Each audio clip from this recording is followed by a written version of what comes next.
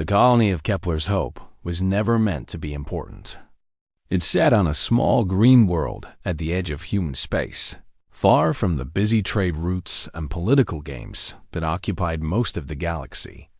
The people who lived there had chosen this distant place for one simple reason. They wanted peace. The colony had started 30 years ago with just 500 settlers. Scientists who wanted to study the strange purple forests. Families tired of the crowded cities on Earth. Refugees from the old climate wars, who still woke up screaming at night and needed somewhere quiet to heal. Over 3 decades, the population had grown to 60,000 souls, and not one of them had ever fired a weapon in anger. Kepler's Hope had no military. It had no defense platforms orbiting above. It had a small security force that mostly dealt with lost hikers and the occasional bar fight.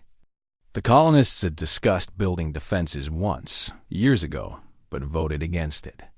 They believed that staying small and unimportant would keep them safe. They believed that no one would bother attacking a world that had nothing worth taking. They were wrong. The Veth Dominion had been watching human colonies for years.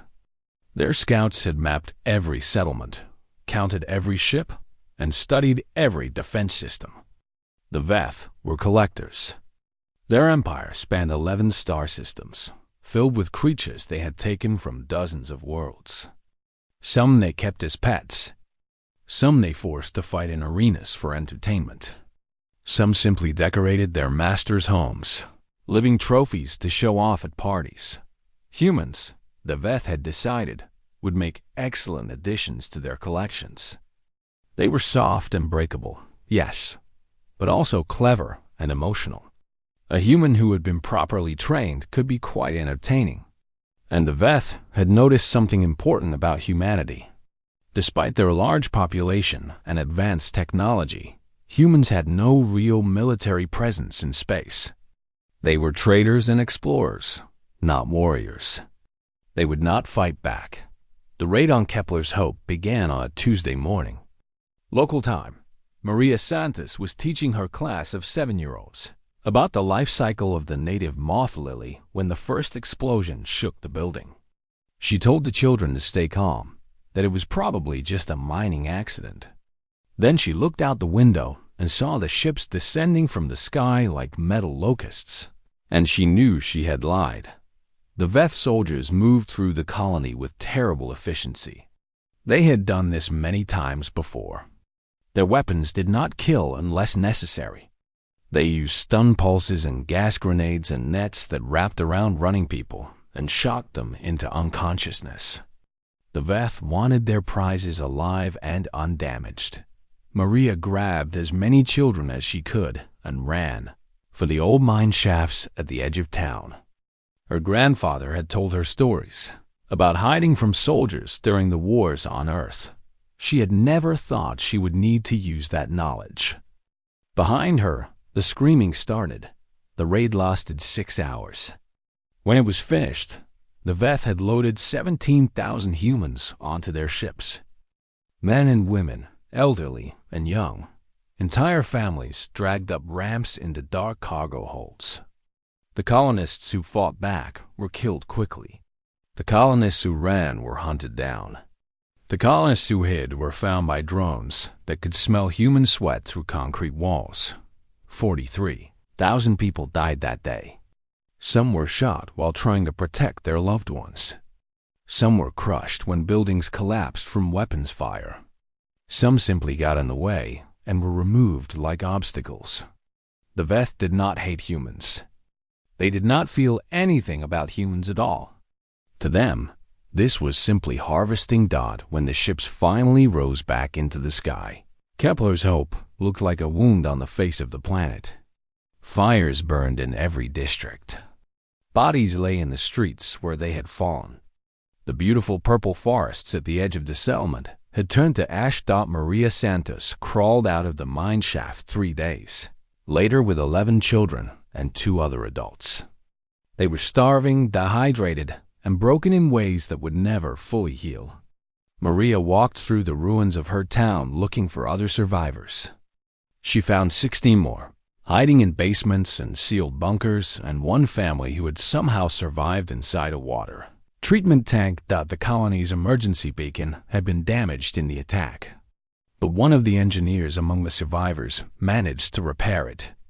They activated the signal and waited, surrounded by the dead, praying that someone would hear. 3 weeks later, the survey ship Meridian dropped out of faster-than-light travel at the edge of the system. Captain Yuki Tanaka had been mapping asteroid fields when her communications officer detected the distress call. She changed course immediately. Nothing in her 20 years of space travel had prepared her for what she found on the surface. Captain Tanaka walked through the ruins with her crew, recording everything. She saw the schoolroom where Maria had been teaching, the lesson about moth lilies still frozen on the display screen. She saw the mass graves where the Veth had dumped bodies they considered too damaged to collect. She found a child's shoe, half melted by weapons fire, lying in the middle of a playground. She found Maria Santos and the other survivors and listened as they told her what had happened. Maria's voice was flat and empty as she described watching her students being dragged away, hearing their screams fade as the cargo doors closed. She had tried to save them. She had failed. Captain Tanaka's report was transmitted to Earth with a priority code that had never been used before. The United Earth Council received it, read it, and immediately classified it as top secret. They feared what would happen if the public learned the truth. They feared the anger. They feared losing control. Someone leaked the report anyway. Within days, the footage from Captain Tanaka's cameras had spread to every corner of human civilization. Billions of people watched the images of burning buildings and scattered bodies. Billions of people heard Maria Santos describe the sound of children screaming as aliens dragged them away. And billions of people, for the first time in 2 centuries, felt something that human civilization had tried very hard to forget. They felt rage. Pure, burning, unstoppable rage. The questions began immediately. Who were these aliens? Where did they come from? Where had they taken the survivors? And most importantly, asked in a billion different voices across 100 different worlds, what are we going to do about it? Earth was about to give them an answer. For 200 years, humanity had been the quiet neighbor of the galaxy. While other species built war fleets and conquered territories, humans built trading stations and research outposts. While empires rose and fell through violence, humanity simply watched and took notes, and offered to sell supplies to whoever won. The galactic powers had a name for species like humanity. They called them Category 3 civilizations. Technologically capable, but culturally passive. Smart enough to be useful, too gentle to be dangerous. The kind of species you could safely ignore because they would never cause problems. The Veth. Dominion had studied these classifications very carefully before choosing their target. They had seen that humanity possessed no battle fleet. They had seen that human colonies had almost no defenses. They had seen 2 centuries of peaceful behavior and concluded that humans were simply not a threat. What they had not understood was why humanity had chosen peace. Humans had not avoided war because they were incapable of violence. They had avoided war because they remembered, deep in their history and their bones, exactly what they could become when pushed too far. The 20th century alone had seen humans kill over 200 million of their own kind. The climate wars of the 22nd century had nearly ended civilization entirely. Humanity had looked at itself, seen the monster hiding inside, and decided to chain it up and throw away the key. The Veth had just found that key and handed it back. Within 1 week of the Keplers, hope footage reaching the public, every major government on Earth had declared a state of emergency. Within 1 month, the United Earth Council had passed the Emergency Defense Authorization, giving the military unlimited resources and unlimited authority to respond to the attack.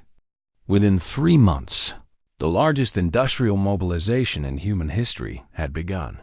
Shipyards that had spent decades building freighters and passenger liners began producing something new. Engineers who had designed efficient cargo holds now designed weapon systems. Factories that made farming equipment started making armor. Mines that had been closed for environmental reasons were reopened overnight. The most frightening part was how easily humanity remembered how to do this. Admiral James Okonkwo had been a history professor before the attack. He had written 3 books about ancient military tactics, considering them purely academic subjects. Now he stood in front of the United Earth Council, pointing at holographic maps of Veth territory and explaining exactly how to destroy them. The Veth believe we are harmless, he told the assembled leaders. That belief is their greatest weakness. They have never fought a real war because no one has ever challenged them. Their military tactics are designed to terrorize helpless populations, not to fight enemies who shoot back. We will teach them the difference. Not everyone was comfortable with what was happening. Ambassador Thelvrix of the Covenant of Aligned Worlds requested an emergency meeting with Earth's leadership. Her species, the Selvari, had evolved as apex predators on their homeworld. They had no natural fear response because nothing had ever threatened them. They found human behavior deeply confusing. You must understand, she said, her translators struggling with concepts her language barely had words for. The Veth have done this to many species. They raided one of our colonies 40 years ago. We mourned our dead and improved our defenses. This is the normal response. What you are doing is disproportionate. Admiral Okonkwo studied her with cold eyes. Ambassador, your species evolved at the top of your food chain. You were never prey. Humanity spent millions of years being hunted by everything on our planet. We survived by becoming more dangerous than anything that tried to eat us. We clawed our way to the top through violence and cunning and absolute refusal to give up. He stood and walked to the window, looking out at the shipyards, working around the clock in orbit above Earth. Then we got civilized. We decided to be gentle. We taught ourselves mercy and cooperation and peace. We were very proud of ourselves for overcoming our violent nature. He turned back to face her. The Veth just reminded us what we were before we chose to be kind. And they took our people, our children. They put them in cages and made them fight for entertainment. They are still doing it, right now, while we sit here talking. The ambassador shifted uncomfortably. What exactly do you intend to do? We intend to get our people back. Every single one of them. And we intend to make sure nothing like this ever happens again. And if the Veth refuse to return them, Admiral Okonkwo smiled, and there was nothing gentle in it. Then we will take them back, and the Veth will learn why humanity chose peace. It was not because we were weak.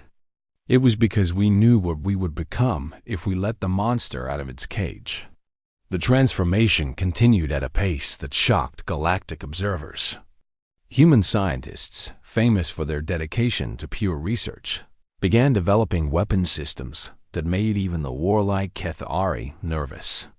Human psychologists, who had spent careers studying cooperation and empathy, now studied how to break enemy morale. Human doctors, sworn to heal, designed medical systems for soldiers who would soon be fighting on alien worlds, and the volunteers came in numbers that staggered the imagination. Young people who had never known violence lined up at recruitment centers. Veterans of Earth's last ground wars, old men and women who had hoped their skills would die with them, came out of retirement to train the next generation. Scientists abandoned their research to join weapons programs. Factory workers took double shifts and refused overtime pay. When reporters asked these volunteers why they had joined, the answers were always the same. Because of the children. Because of Maria Santos and her students. Because the images from Kepler's Hope would not leave their minds. Because someone had to do something. 18 months after the massacre, The first expeditionary retribution force assembled in high orbit around Earth. 97 warships, none of which had existed before Kepler's Hope. 20,000 soldiers trained for ground combat on alien worlds. 5,000 specialists in rescue operations, ready to extract prisoners from any facility the Veth might have built.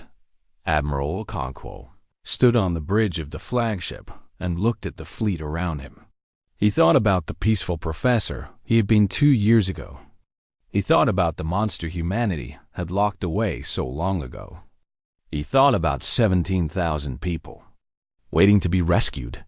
The fleet engaged its faster-than-light drives and vanished toward Veth space.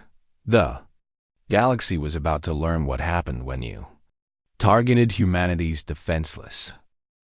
The Veth Dominion had ruled its corner of the galaxy for over 300 years. During that time, they had raided countless worlds and collected specimens from dozens of species. Not once had any of their victims truly fought back. Some had tried to defend themselves during raids, of course. Some had even sent diplomatic protests afterward. But no species had ever assembled a war fleet and come looking for revenge. The Veth had therefore concluded that this was simply how the universe worked. Strong species took from weak species. It was natural. It was right. The collected specimens served their proper purpose as entertainment and labor, and their home species eventually accepted the loss and moved on.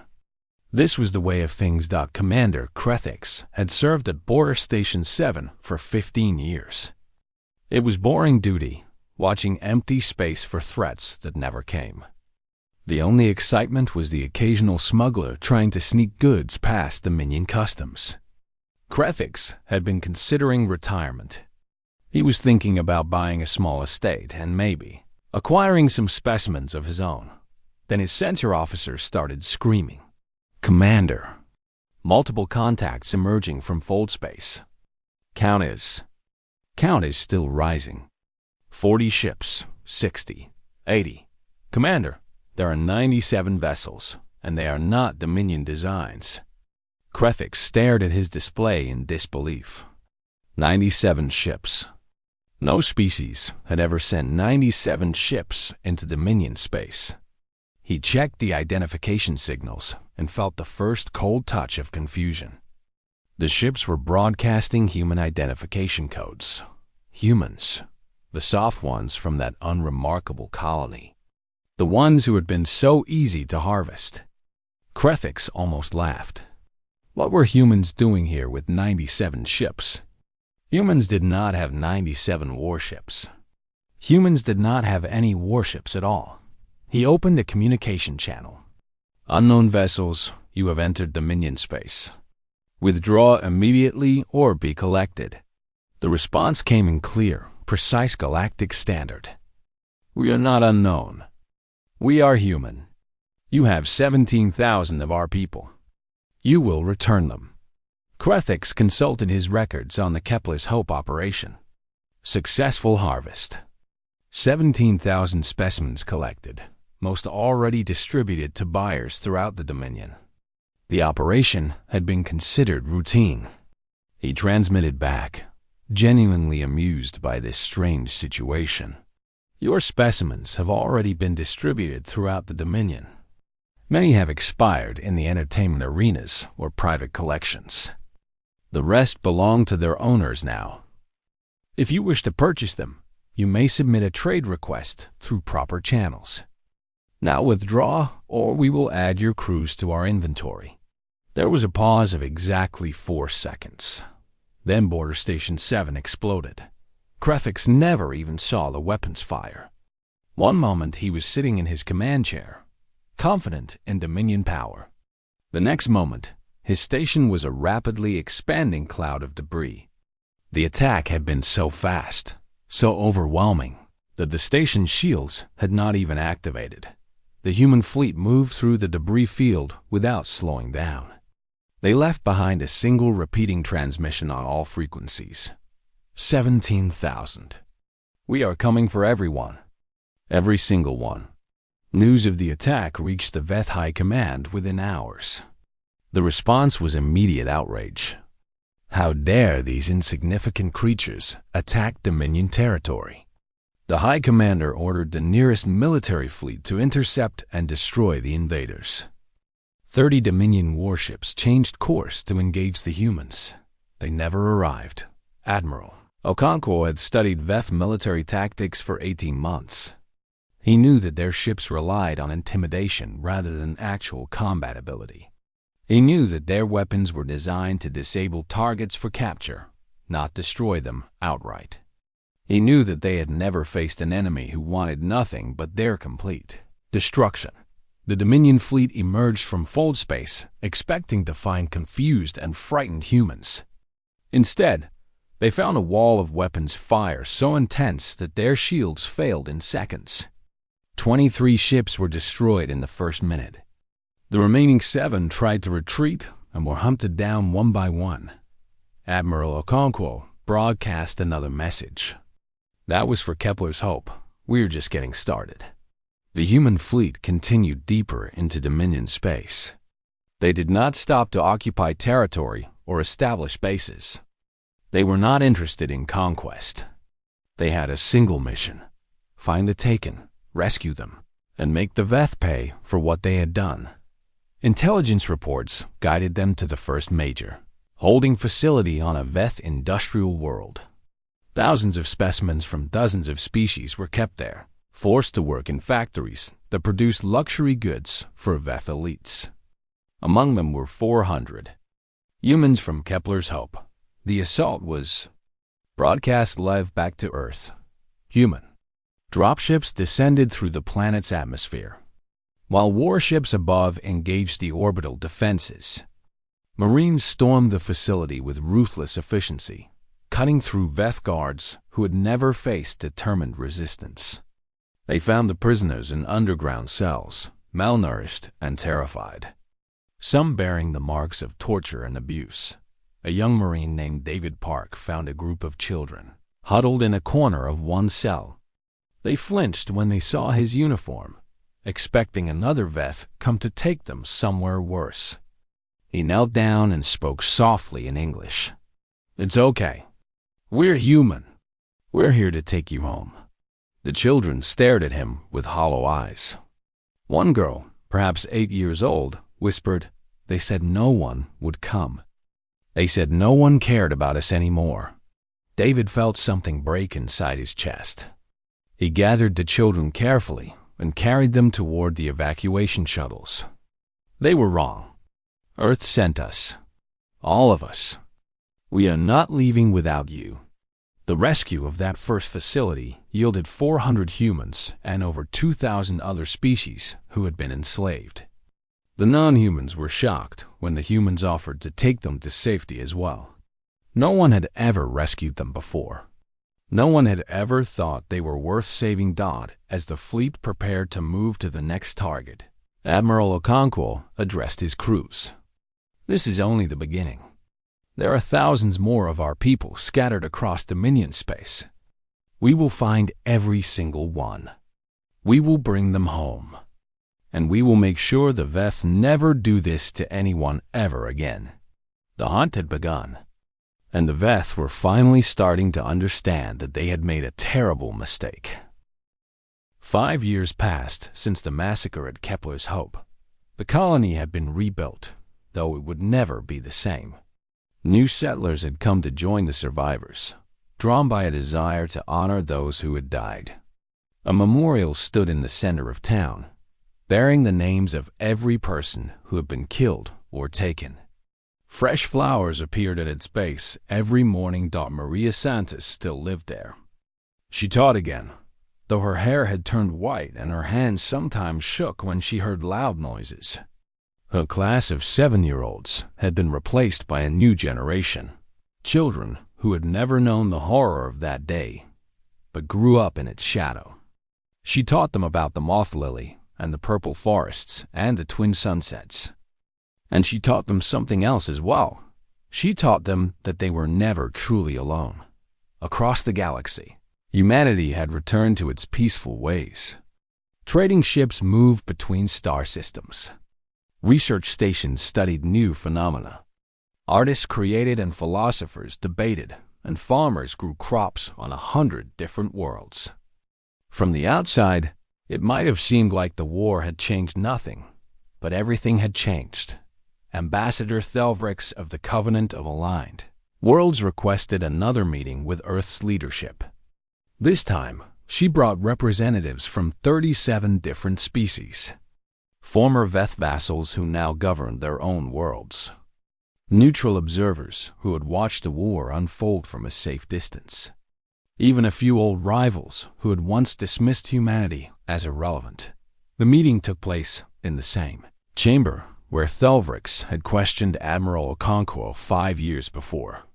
The Admiral himself was there, older now, his military uniform replaced by civilian clothes. He had returned to teaching history, though his lectures now included chapters he had lived through. "We need to understand," Thelvrix began, speaking for all the assembled representatives. "You had the power to destroy the Veth completely.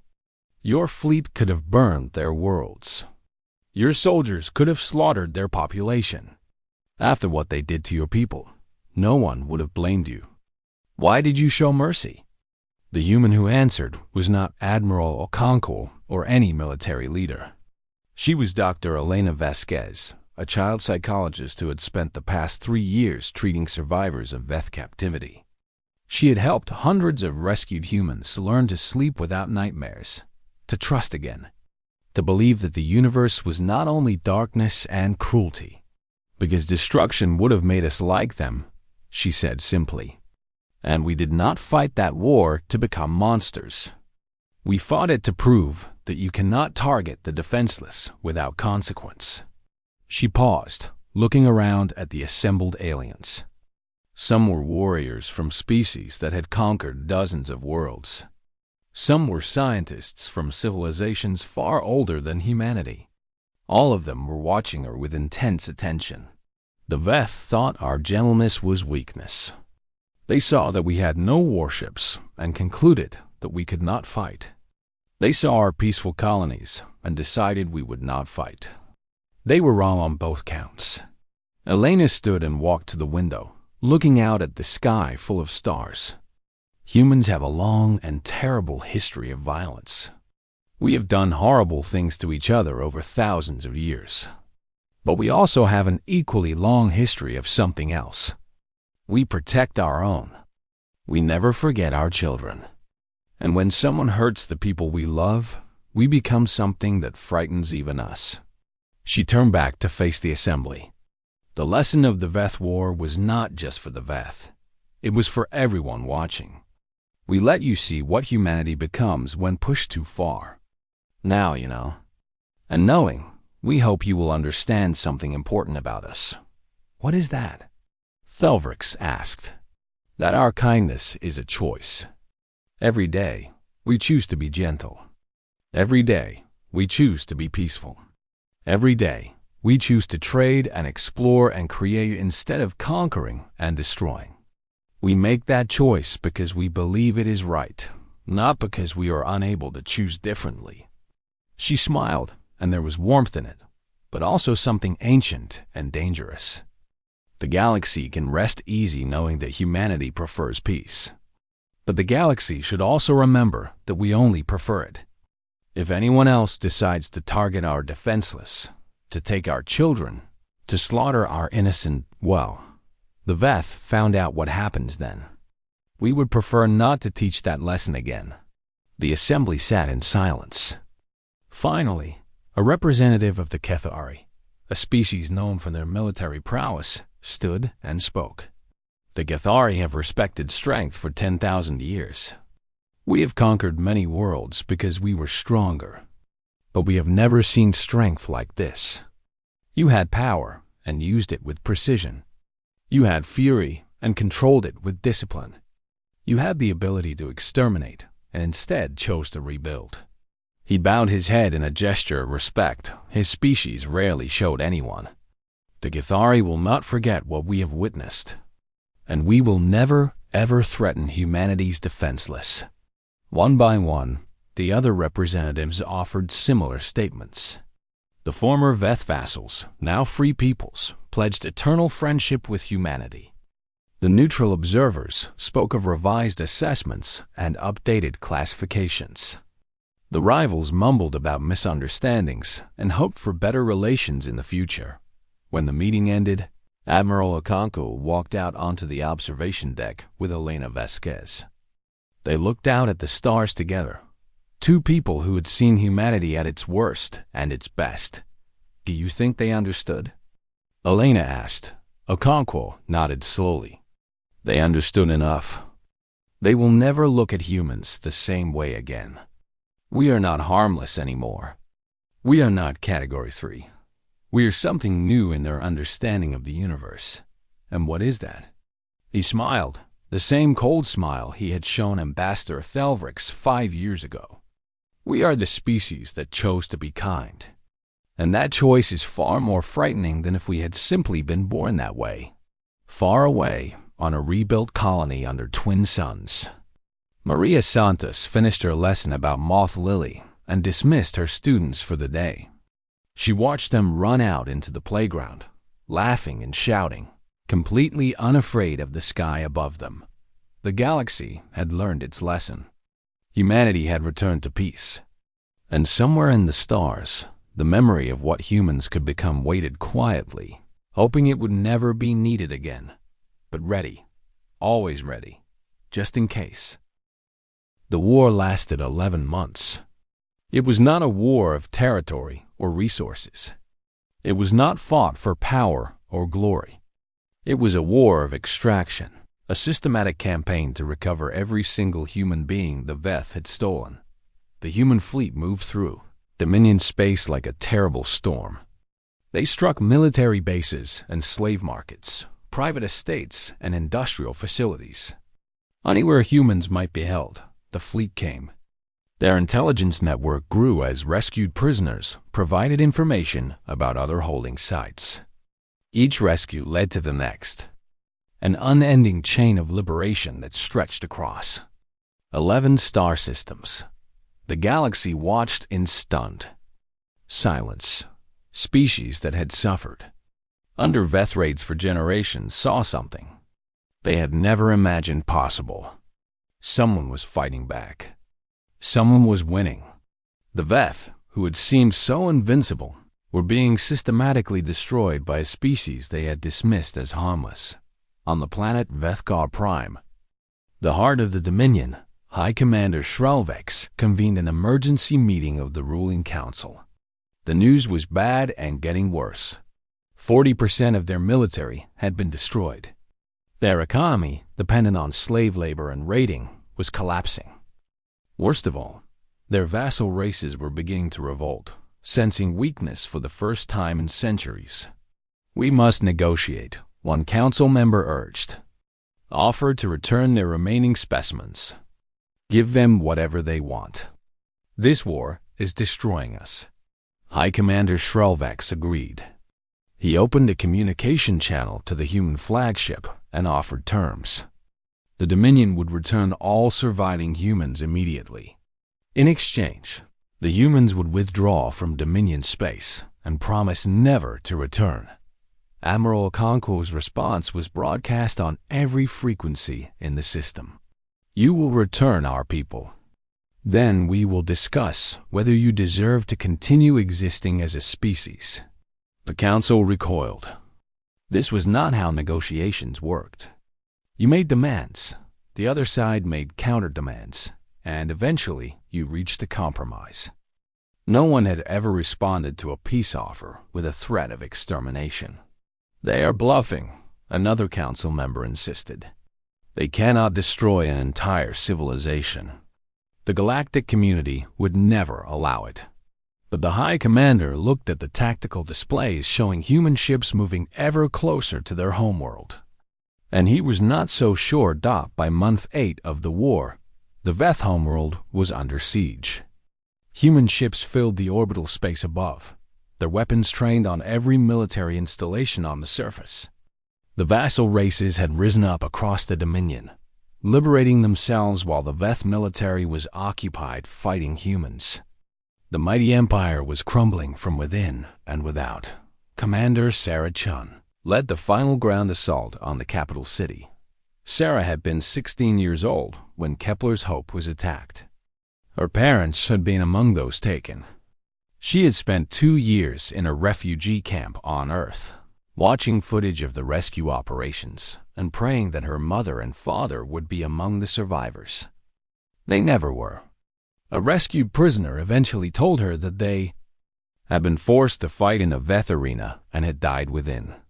Weeks of capture. Now Sarah walked through the halls of the Veth High Council as their leaders cowered before her.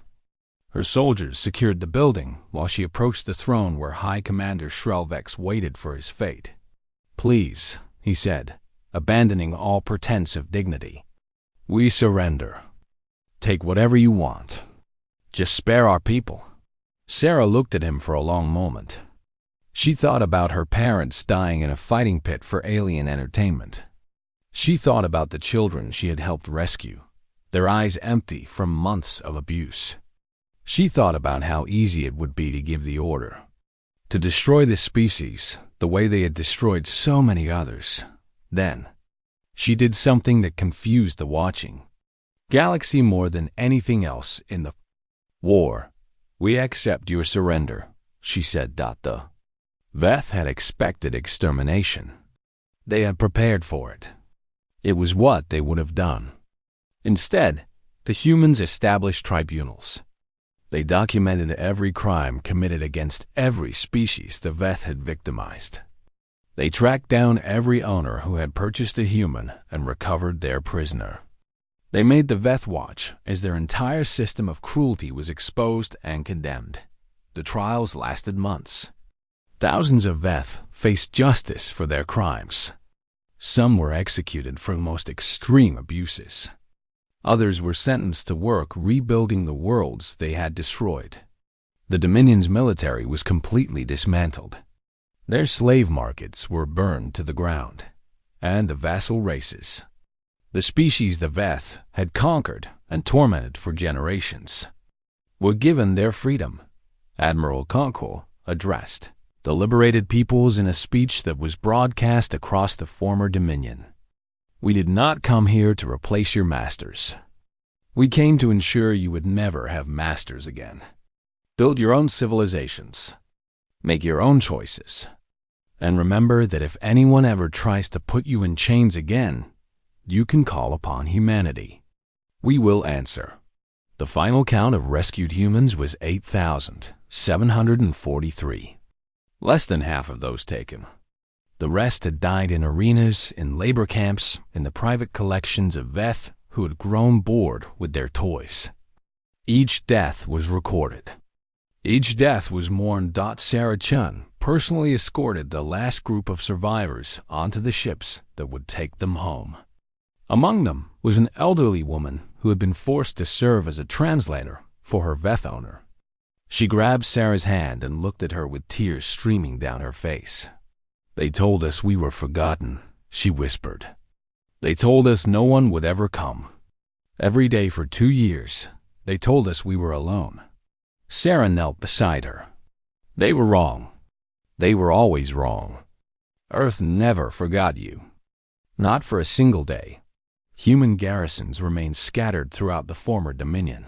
Small forces tasked with ensuring the peace was kept, and the Veth never rebuilt their military. The war was over. The rescue was complete. The price had been paid, but humanity was not finished leaving its mark on the galaxy.